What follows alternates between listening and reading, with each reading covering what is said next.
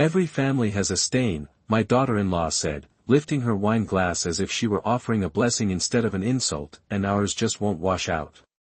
The crystal chandeliers above the private dining room cast a warm golden glow over the long mahogany table, over the catered filet mignon plated just so, over the linen napkins folded like swans beside untouched salads, and over my son's face as he laughed softly, not loudly, not cruelly, just enough to let everyone know he agreed. I remember noticing the sound first, the delicate clink of silverware against china, the low hum of business partners murmuring polite amusement, the faint jazz music drifting in from the restaurant's main floor. No one gasped. No one objected. No one looked at me with outrage. They simply shifted in their seats and took another sip of Cabernet. I folded my napkin carefully, smoothing the fabric against my lap as if precision could steady the air around me. 72 years old, and I had learned the power of stillness. I did not defend myself. I did not ask what she meant. I did not look to my son, Daniel, for rescue. He was studying the label on his wine bottle as though it contained something far more important than his mother's dignity. The dinner was meant to celebrate 10 years of Whitmore Consulting, the company my late husband and I had started at our kitchen table with a single second-hand laptop and a $5,000 line of credit. I remembered those early mornings when Frank would leave before sunrise, thermos in hand, promising me that one day we'd host dinners like this in rooms with velvet drapes and white-gloved servers. Back then, I handled the books while Daniel finished high school upstairs. I paid his tuition at Northwestern in full, wrote the checks myself, sold a small lake cottage in Michigan when the market dipped so the company could survive its first real downturn. I was never a stain. I was the foundation. Mom's always been sensitive, Lauren added lightly, touching Daniel's arm in a gesture that looked affectionate from a distance. We're just teasing. Teasing.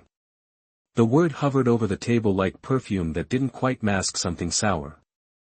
I glanced around at the framed black and white photographs on the restaurant walls, strangers frozen in elegant poses, and I wondered how many of them had once mistaken tolerance for respect. My plate sat before me, steam rising in thin ribbons. I had not taken a single bite. The steak would grow cold. The asparagus would wilt. It occurred to me that humiliation is rarely loud. It is quiet. It is subtle.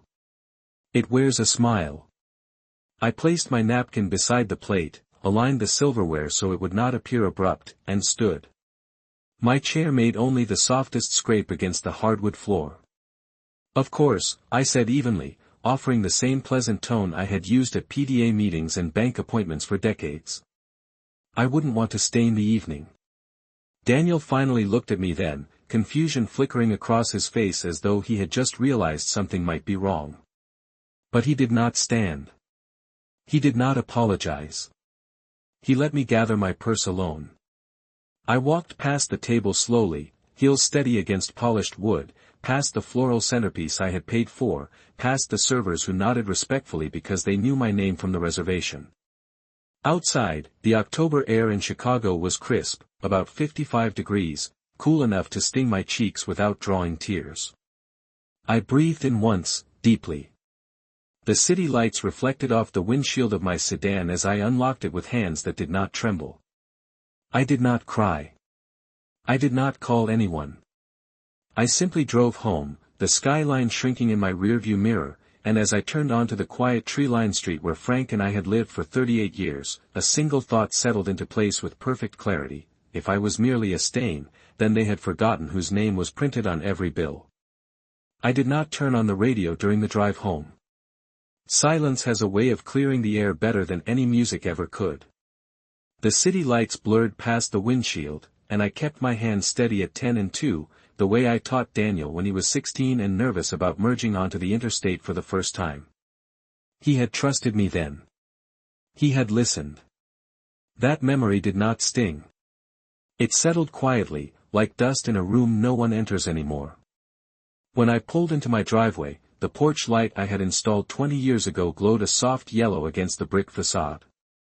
I sat in the car for a full minute before stepping out, feeling the October chill settle around my shoulders. 55 degrees, crisp and honest. I preferred honest cold to warm deception. Inside, the house greeted me with its familiar stillness. The grandfather clock in the hallway ticked with patient authority. Frank had insisted on buying that clock during our 25th anniversary trip to Pennsylvania. He said every home deserved something that measured time with dignity. I set my purse on the entry table and removed my heels, placing them neatly beside the baseboard. Order has always been my answer to chaos. I walked into the kitchen and poured myself a glass of water, letting it run for a moment until it turned cold. The faucet made the same soft hiss it always had. Some things do not change, no matter how loudly people try to rewrite history at a dinner table. I did not cry. I did not rehearse arguments in my head. Instead, I opened the drawer beside the refrigerator where I kept the leather portfolio Frank gave me the year the company finally turned a profit. Inside were copies of every foundational document that mattered, the original articles of incorporation, the property deed for the office building on West Monroe Street, the loan agreements, the personal guarantees. My name appeared again and again in careful blue ink. Margaret and Whitmore. Sole guarantor. Majority shareholder. Trustee. I ran my fingers lightly over the embossed letterhead. The texture felt solid, reassuring. For 10 years Daniel had carried the title of Chief Executive Officer, printed in bold beneath his name on business cards that cost more per box than our first month of utilities when we started out. I had encouraged him to grow into that title. I had stepped back from day-to-day operations when Frank passed away from a sudden heart attack, allowing Daniel to believe he was steering the ship alone. It seemed important for a son to feel that kind of confidence. But confidence is not the same as ownership. Ownership is measured in signatures, in guarantees, in who answers when the bank calls. I moved to the dining room and turned on the small brass lamp near the window. Its light pooled gently across the polished surface of the table where Frank and I once reviewed invoices late into the night. I could almost see him sitting across from me. Sleeves rolled up, glasses perched low on his nose. He had always insisted that I understand every number, every clause. We build it together, he would say. So we protect it together. After he died, I honored that promise quietly. I paid off the remaining balance on the office mortgage using funds from a conservative investment account he had opened decades earlier. I refinanced the line of credit when interest rates spiked. I absorbed a supplier's late payment penalty without mentioning it to Daniel, sparing him embarrassment in front of his team. And when Lauren joined the family, all polished smiles and ambitious ideas, I welcomed her suggestions about branding and expansion without resistance. I even co-signed a short-term equipment lease when their cash flow tightened during the pandemic slowdown. Not because they asked kindly. Because it was necessary. I opened the portfolio fully now and spread the documents across the table in deliberate rows. The numbers were not abstract to me. They represented years of careful decisions, sacrifices measured not in drama but in discipline. The restaurant bill from tonight would be charged to the corporate account, as always. The floral arrangements, the private room reservation, the celebratory champagne. All under the same name that Lauren had so casually reduced to a stain. I allowed myself one small exhale. Not anger. Not revenge. Just clarity. If my presence was unwelcome, then so too was my signature. And a company without its guarantor does not glide forward on laughter alone. It balances on paper. It survives on ink. And ink, I knew, can be withdrawn just as quietly as it is given. The house felt unusually awake that night, as if the walls themselves were listening.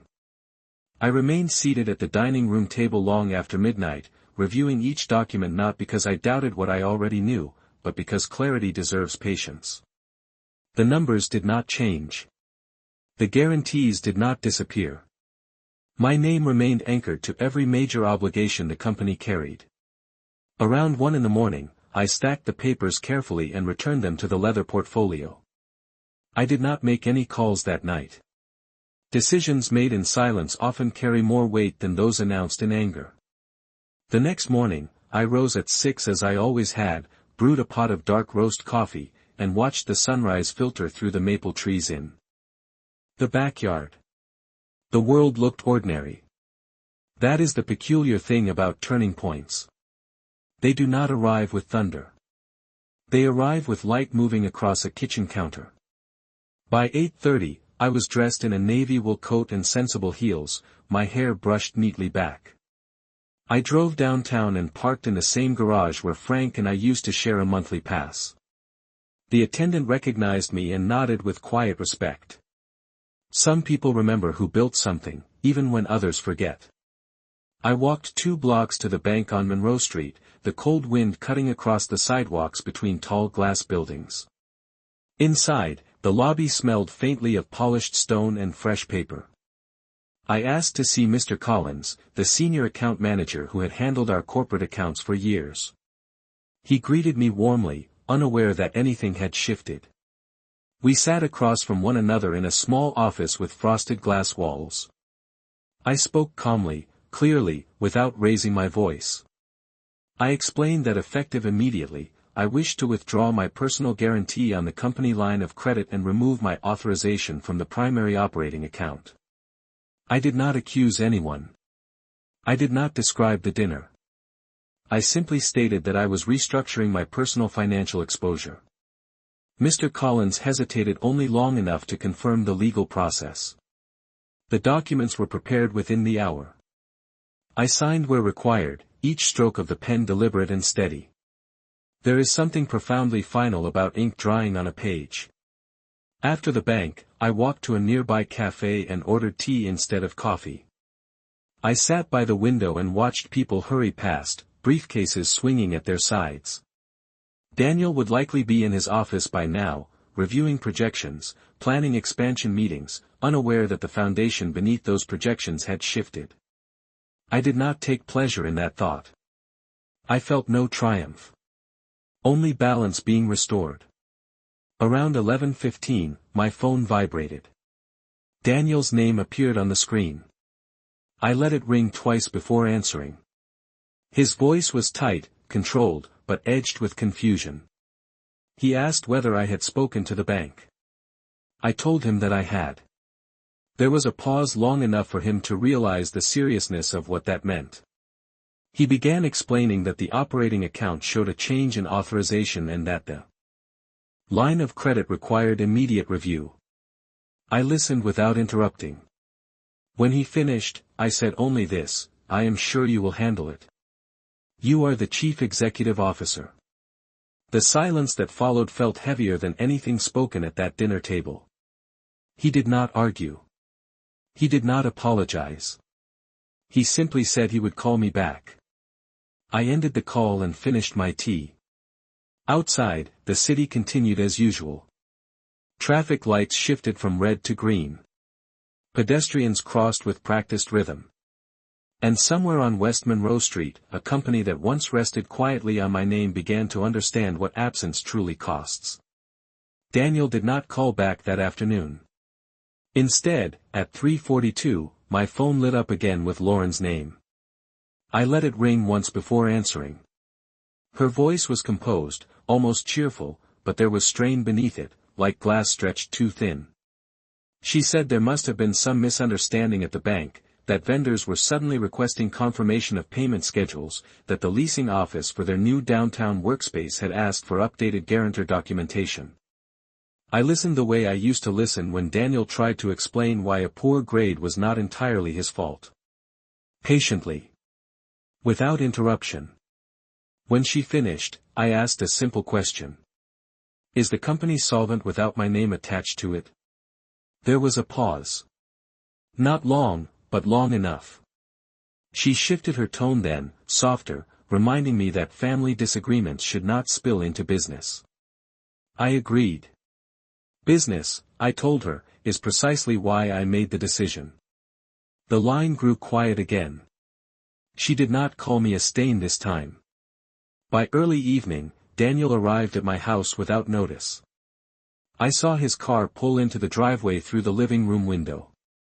He stepped out quickly, coat unbuttoned, tie loosened, the confidence he wore at dinner replaced with calculation. I opened the door before he could knock. He looked older than he had the night before. Not physically. Just aware. "Mom," he began, stepping inside, glancing around as though the familiar walls might offer him support. "You should have talked to me first." I closed the door gently and walked toward the kitchen. He followed. The late afternoon light filtered across the granite countertops, illuminating the fruit bowl I refilled every Sunday. "I did talk to you," I said. Calmly. "At dinner." He inhaled sharply, as if the memory had only just settled into its proper weight. "That was a joke," he insisted. Lauren was trying to be funny. I poured 2 glasses of water and placed one in front of him. "Was it funny?" I asked. He did not answer. Instead, he began explaining the practical implications of my decision.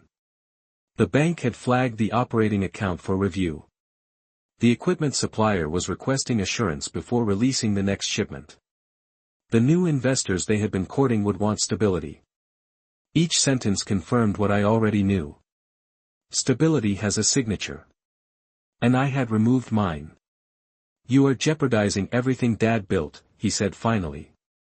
I met his eyes evenly. "Your father built it with me," I replied. "And he made certain I would always have the authority to protect it." Daniel ran a hand through his hair, the same gesture he used when overwhelmed as a teenager. "Protect it from what?" he asked, frustration rising. I did not raise my voice. "From disrespect. From mismanagement. From forgetting who carried the risk." The words were not sharp. They were factual. He paced once across the kitchen floor, then stopped. "So what do you want?" he asked. The question lingered between us. I considered it carefully. I did not want an apology rehearsed under pressure. I did not want a dramatic scene or a public correction. I wanted recognition. "I want acknowledgment," I said. "Not of my age. Not of my presence. Of my ownership." He stared at the countertop, absorbing that word. Ownership. For years, I had allowed him to believe leadership and ownership were the same thing. They are not. Leadership can be handed over. Ownership must be transferred. And I had never signed it away. Daniel's phone buzzed in his pocket. He glanced at it and silenced the call. Likely Lauren. Likely another vendor. The pressure was mounting, not because I had attacked them, but because I had stepped back. Absence can be more destabilizing than confrontation. "This could damage our reputation," he said quietly. "Reputation," I repeated, thinking of the laughter in that private dining room. "Is built on how you treat the people whose names are on your contracts." He did not argue after that. He stood in my kitchen, the same kitchen where he once asked for help with algebra homework, and realized that authority had never truly shifted. When he finally spoke again, his voice had softened. "What would make this right?" he asked. I held his gaze, steady and unhurried. "Respect," I said. "In public. And on paper." Outside, the sun dipped lower behind the trees, casting long shadows across the yard Frank once landscaped himself. Inside, my son understood for the first time that power does not shout. It withdraws. And when it does, the silence it leaves behind is unmistakable. Daniel left just before dusk, his shoulders straighter than when he arrived, but not relaxed. He paused at the door as if considering another argument, another defense, but none came. When the door closed behind him, the house settled into its usual quiet rhythm. I did not follow him to the porch. I did not watch his car disappear down the street. Instead, I returned to the dining room table and opened the leather portfolio once more. Ownership is not simply a word spoken across a kitchen counter. It is documented. It is reinforced.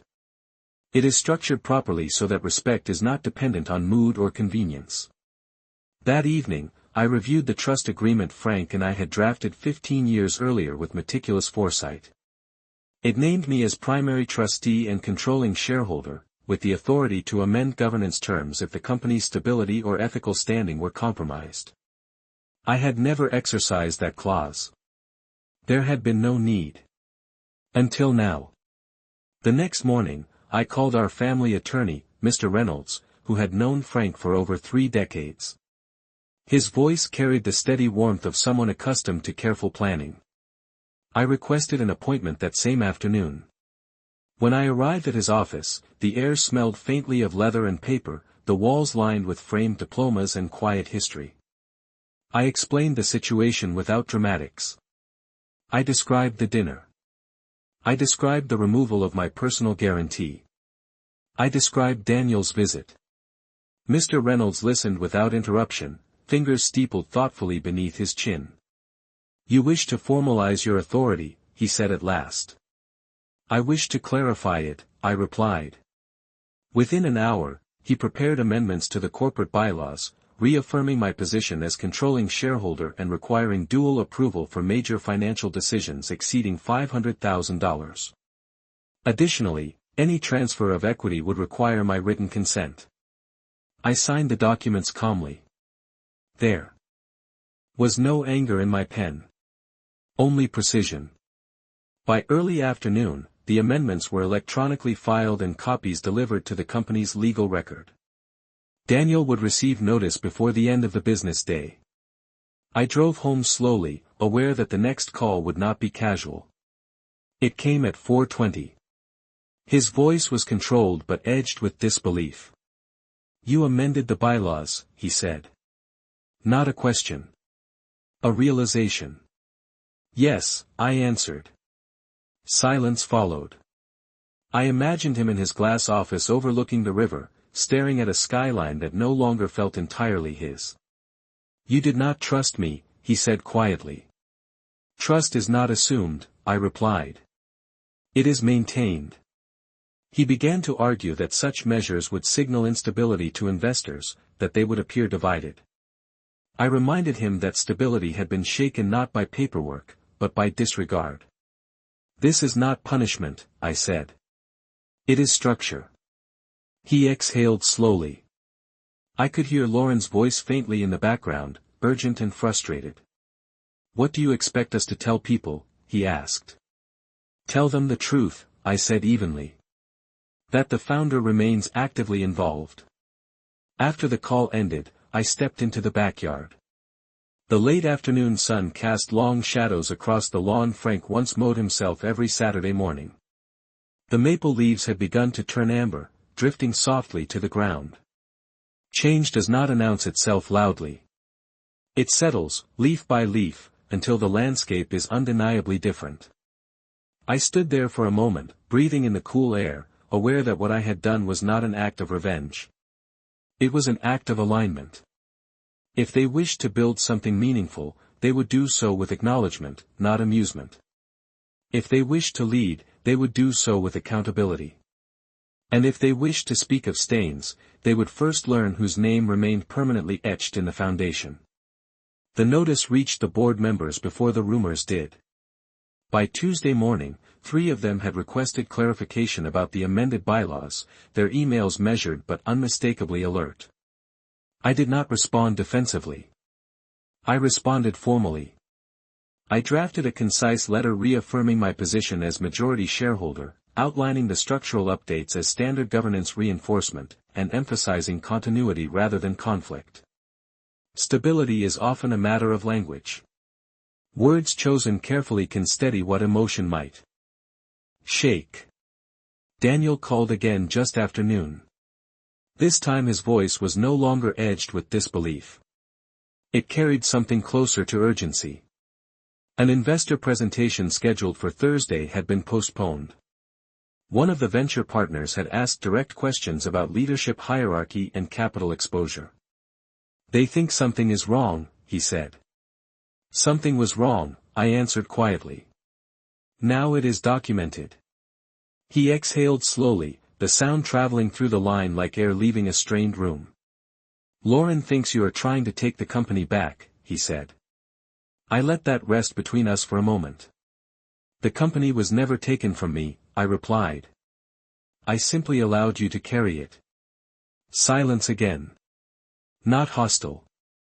Reflective. Later that afternoon, I received a call from Mr. Collins at the bank. He informed me that Daniel had requested a meeting regarding refinancing options under revised guarantee terms. I thanked him for the update and asked that all proposals be sent to my office for review. When I hung up, I sat at my desk in the small study Frank once used for late-night projections.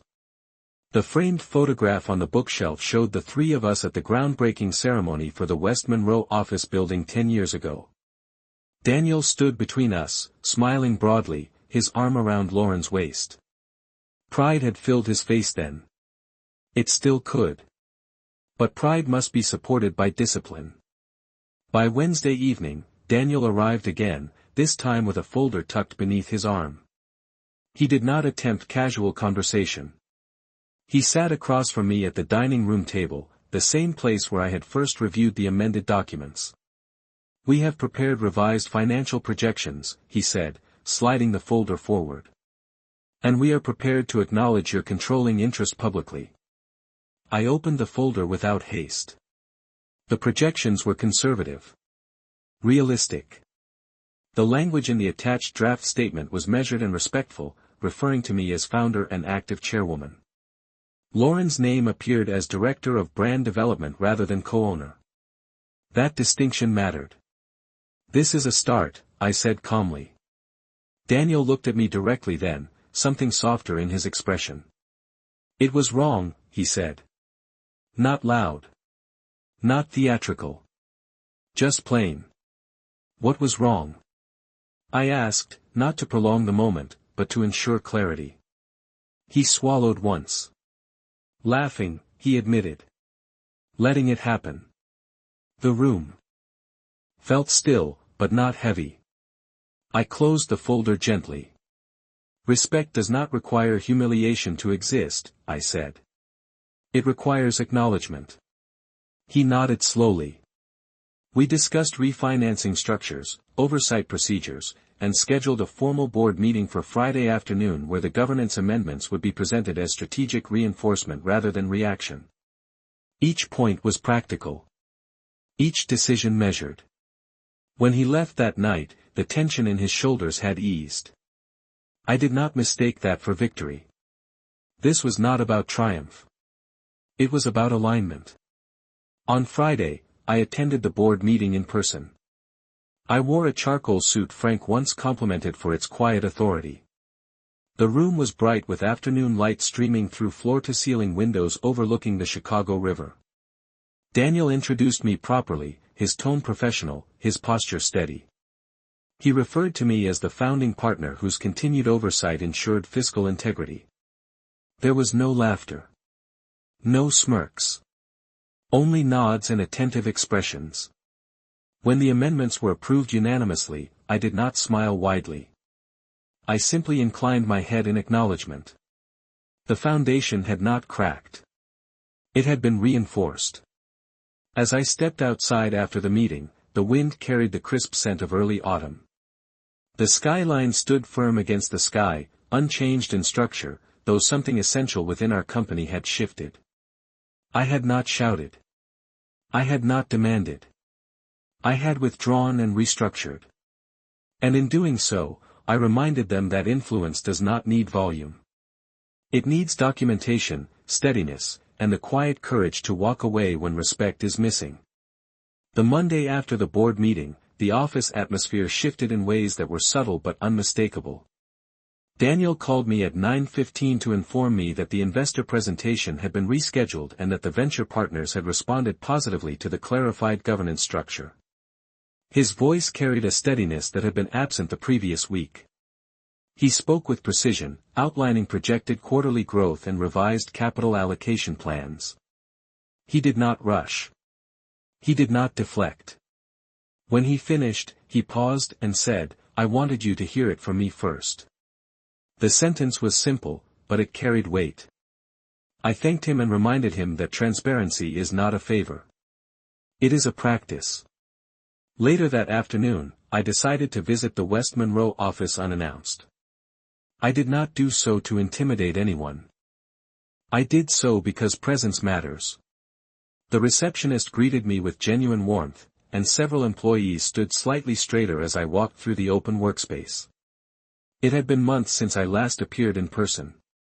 Growth has a way of creating distance, and distance, if left unattended, can distort perception. I stepped into the conference room where Daniel and Lauren were reviewing presentation slides. Lauren looked up first. Her expression tightened briefly before settling into professionalism. Daniel stood and introduced me to the marketing team members gathered around the table as founder and chairwoman. The words were deliberate. Clear. No hesitation. I nodded politely and took a seat near the end of the table. The presentation itself was sharp and forward-thinking. Lauren's branding strategy demonstrated creativity, and I acknowledged that openly. When she finished speaking, I thanked her for her work and suggested minor refinements in budget allocation to preserve liquidity during expansion. She listened. She took notes. There was no sarcasm in the room. No side glances. Only business. After the meeting concluded, Lauren approached me privately.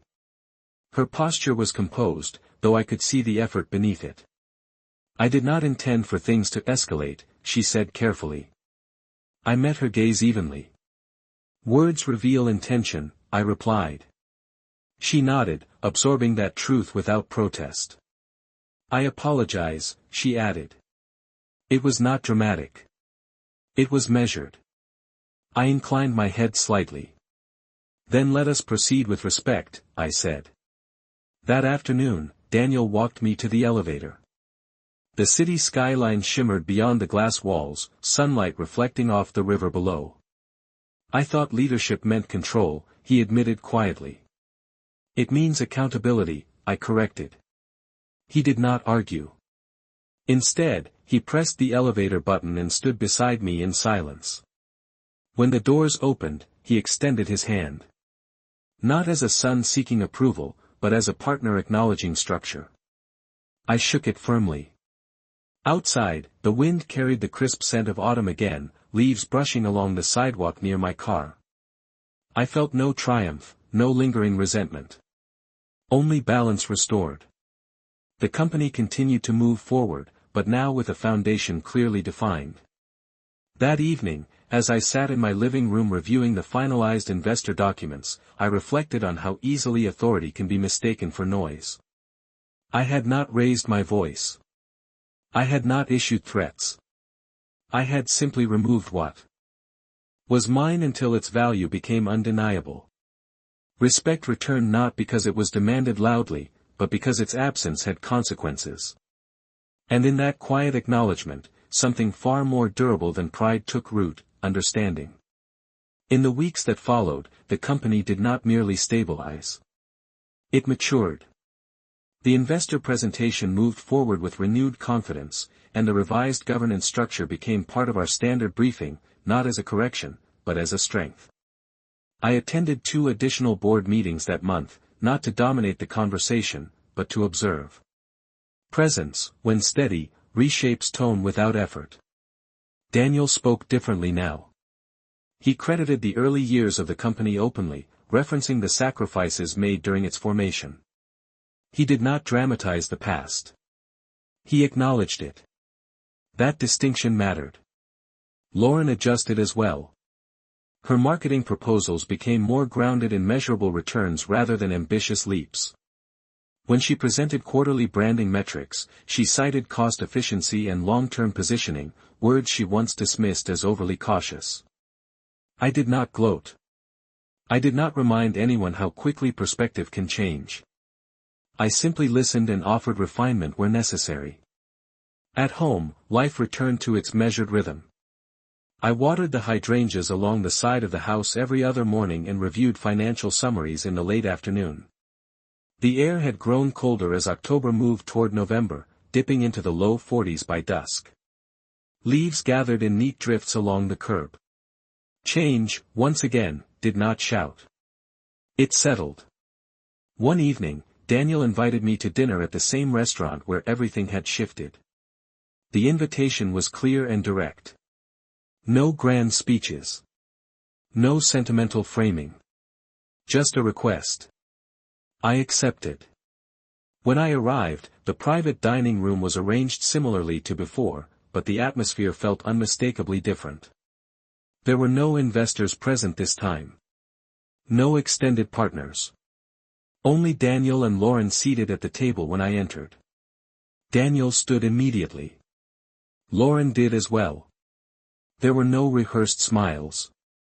Only a composed sincerity. We sat. The waiter poured water, and for a moment, no one spoke. It was Daniel who broke the silence. I handled that night poorly, he said plainly. I allowed something disrespectful to pass because I thought ignoring it would minimize it. He looked at me directly. It did not. Lauren followed without deflection. I crossed a line, she said. I confused. Humor with authority. The words were not dramatic, but they were unambiguous. I folded my hands neatly on the table. Authority is not established through dismissal, I replied. It is reinforced through responsibility. They both nodded. No one laughed. No one glanced away. Dinner proceeded quietly after that, conversation centered on expansion plans and philanthropic initiatives. Daniel mentioned establishing a scholarship fund in Frank's name for first-generation college students entering business programs. He looked to me for approval before describing the structure. I listened carefully, then agreed to match the company's contribution personally. That was not a reward. It was continuity. When dessert arrived, there were no toasts filled with exaggerated praise. Instead, Daniel raised his glass slightly and said, "To Foundation." Lauren echoed the sentiment. I lifted mine in return. Foundation is not glamorous. It is not loud. It does not seek attention. But without it, nothing stands. As I drove home that night, the city lights reflected once more across the windshield, familiar and steady. The difference now was not in the skyline or the streets. It was in the understanding carried quietly between us. Respect had not returned because I demanded it. It returned because I withdrew the assumption that it existed. There is a cost to dismissal. And there is strength in restraint. I did not need to prove my worth through confrontation. I simply removed what sustained them until they recognized its value. In doing so, I did not fracture the company. I clarified it. And clarity, once established, is far more enduring than applause. Winter settled over Chicago with a quiet certainty, the kind that does not announce itself with drama but with frost along the edges of windows and breath visible in the morning air. By December, the scholarship fund in Frank's name had been formally established, its first announcement published on the company website beneath a simple photograph of the three of us from the early days. Daniel insisted that the description read, "Founded through the vision and discipline of Margaret and Frank Whitmore." I approved the wording without comment. It was accurate. At the final board meeting of the year, revenue projections showed steady growth, not explosive, not reckless, but sustainable. The investors expressed confidence in our long-term stability. No one questioned leadership hierarchy. No one joked about foundations. The structure held. After the meeting, Daniel asked if I would consider moving into a more visible executive office on the top floor. I declined gently. Visibility is not the same as influence, I told him. I prefer clarity. He smiled at that, a small acknowledgement that he understood the difference now. Lauren, too, had changed in ways that were subtle but meaningful. She no longer introduced me as Daniel's mother in professional settings. She introduced me as founder and chairwoman. Titles are not ornaments.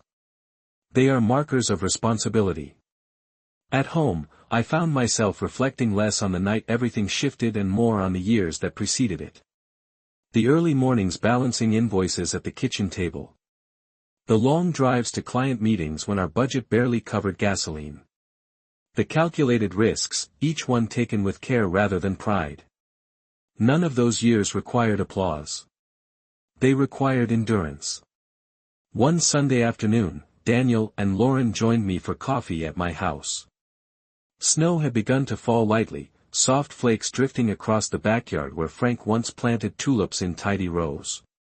We spoke about the upcoming fiscal year, about strategic partnerships, about measured expansion into neighboring states. The conversation flowed evenly. At one point, Lauren paused and said, "I underestimated what it means to build something from nothing." There was no defensiveness in her voice. Only recognition. I nodded once. Building is slow, I said. Maintaining is slower. Daniel glanced around the room, his gaze lingering briefly on the grandfather clock in the hallway. I used to think success meant moving faster, he admitted. Now I think it means standing steady. I did not correct him.